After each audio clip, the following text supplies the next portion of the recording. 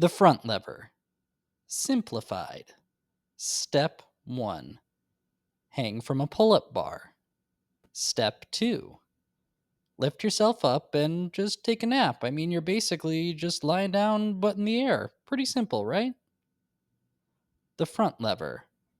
Slightly less simplified. Prerequisites. The front lever is a unique movement pattern because you are holding yourself in a strict position. You are not bending your arms, you are just holding yourself there. You haven't really done anything specifically before this that has mimicked the same movement pattern. The closest you get is doing a TRX row, but the only thing that you would need is just additional strength to hold yourself there. And that additional strength will likely come from doing pull ups. So for my recommendations, having 8 to 10 pull-ups in the bag, clean form up and down, and being comfortable doing TRX row variations will be your bread and butter to starting to go towards a front lever and beginning the progressions. Technique. There are 3 rules for the front lever. Keep your arms straight, keep your body straight, and then keep your body parallel to the ground. Pretty simple, but hard to execute. When you're starting off, you will be doing a dead hang, and then you will be pushing yourself backward so that you're able to lift your legs up in front and get to that parallel position. You'll need to do this by keeping your arms straight and keeping your body in a locked, straight position as well. So, just getting into the front lever can be challenging. Once you get into a front lever, there are 4 pieces to consider. Starting with grip, you'll want to consider maybe shoulder width to slightly within shoulder width. This way, once you're squeezing the bar, you also will usually feel your triceps a little bit easier. Moving into your triceps, you're going to want to be squeezing them and pushing your elbows inward. This is going to help maintain as straight of arms as possible. A little bend is okay, but trying to fight to keep your arms as straight as possible is important. The third part is your back. You are going to want to retract your back as much as possible, pushing it upward. This is going to help get that straight body and keeping your body from caving in and giving a little bit more of a basket appearance. And the last part, again, is hips and just your core in general. You're going to want to think about keeping them high. Once those start to sag, that's when the straight body tends to go, and you know that you're just about to fall out of your front lever. So if you can maintain all 4 of those at the same time, you should be able to maintain a front lever for at least a couple of seconds. It's brutal, but it's possible. Progressions. There's 2 different types of progressions to consider when working up to your front lever. The first is going to be strength based, and the second is skill specific. For strength based, you guessed it, it's time for pull ups and TRX rows.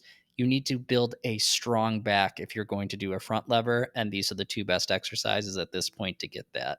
For pull ups, doing anywhere from 8 to 20 reps, adding in weight and doing a little bit more strength based training will build a solid foundation.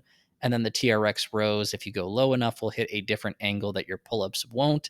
So that'll help build a rounded out back that will then transition into your skill work. For skill work, there are different phases you can progress from. There is your tuck front lever, where both of your knees are into your chest. This is a great entry point just to get used to having straight arms and holding yourself parallel to the ground. You can then move your knees out to an advanced tuck position. And then what I like to do is then take one leg out and do a one-legged front lever. This way, you're used to having the full distance that is required of a front lever, but you are keeping a little bit more weight away from the farthest end of it, making it more challenging. Once you can get to a one-legged front lever, you can know that the actual front lever is getting close. All you have to do is start creeping out the other leg slowly but surely. Honorable mention is the ice cream maker for the skill work. It doesn't specifically transition, but it's what I use to initially get the front lever. Basically, you do a pull up, and when at the top, you then push yourself out with your triceps into the front lever position and swing through the basic position and then come back up. This just helped build confidence that I could be in a front lever very briefly while then coming back up to a safe pull up position. Programming. To keep it simple, if this is your goal, it needs to go at the first part of your workout. I like to do the thing that is hardest at the start and then move it backwards. Depending on what progression you are currently trying, you may want to do this before or after your pull up work. If you've gotten to the point where you are doing one legged front lever, I would probably keep this at the start. But if you're in the tuck phase, you might want to begin with getting a stronger back and doing weighted pull ups, regular pull ups before that. When it comes to how many days to do this, I recommend to do about 2 to 3 days a week of specific training. Make sure to give yourself at least a day rest in between. The front lever is brutal and extremely taxing, and I highly recommend taking the time to get some rest in between. Sticking to 2 days a week is probably a little bit more recommended because you really don't want to wear out your central nervous system when working on this movement. The front lever is a unique movement pattern, so don't get frustrated if you can't get it right away. This is one of those exercises I recommend going side by side with maybe other pull up type goals. So if you're working on getting heavier pull ups or getting your reps up, adding in some of the tuck variations at the end of your workout just to get used to hanging in that position might be the approach at the start. And once you're starting to feel more confident and having a stronger back, then transitioning specifically into the front lever.